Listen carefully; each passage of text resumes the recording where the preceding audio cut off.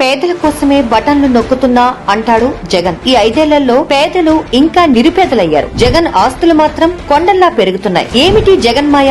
ఈ మధ్యనే జాతీయ స్థాయి నివేదిక ఒకటి జగన్ రెడ్డిని దేశంలోకెల్లా అత్యంత ధనవంతుడైన ముఖ్యమంత్రి అని చెప్పింది. అదే సమయంలో ఏపీ రైతు గురించి కేంద్ర మంత్రి ఇంకో మాట చెప్పారు. దేశంలోనే అత్యధికంగా ఏపీలో ప్రతి రైతుపై సగటున 2.5 లక్షల అప్పు ఉందంట. తెలుగుదేశం హయాంలో ఈ అప్పు 75,000 మాత్రమే. అంటే ఈ 5 ఏళ్లలో జగన్ ఆస్తులు 1కి 10 రెట్లు పెరిగితే రైతులు మాత్రం అప్పుల ఊబిలో కూరుకుపోయారు. ఈ 5 ఏళ్లలో పన్నులు పెంచి ఛార్జీలు పెంచి ప్రజల దగ్గర నుంచి జగన్ ముక్కు పిండి వసూలు చేసింది ఎంతో తెలుసా? 1,08,000 కోట్లు. ఒక్క మద్యం అమ్మకాలతోనే 2 లక్షల కోట్ల ప్రజల డబ్బును కొల్లగొట్టాడు జగన్. అంటే బటన్ నొక్కినప్పుడల్లా పేదల చేతిలో 10 రూపాయలు పడితే 100 రూపాయలు జగన్ జోబులో పడుతున్నాయన్నమాట. ఎంత మోసం, ఎంత మాయగాడు! ఇన్ని పన్నులు కట్టాక పేదలు ఇంకెలా ఎదుగుతారు జగన్ రెడ్డి?